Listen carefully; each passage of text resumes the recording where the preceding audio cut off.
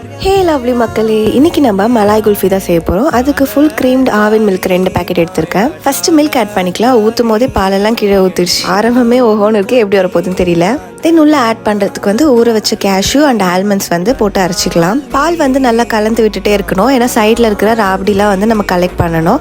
தென் கொஞ்சமாக milk powder add பண்ணிக்கிறேன். அப்புறம் இலாச்சி பவுடர், அப்புறம் நம்ம அரைச்சி வச்ச கேஷ்யூவும் ஆல்மண்ட் பவுடரும் உள்ள ஆட் பண்ணிக்கலாம்.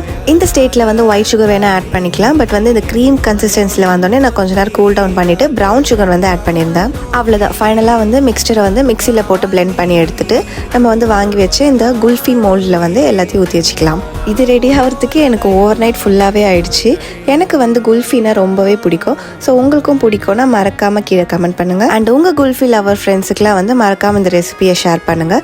அவ்வளோதான். மார்னிங் எழுந்தோடனே ஒரு நார்மல் வாட்டரில் மோல்டு வச்சோடனே சூப்பராக குல்ஃபி ரெடி ஆயிடுச்சு. இந்த வீடியோ பிடிச்சிருந்தா சப்ஸ்கிரைப் பண்ணிக்கோங்க.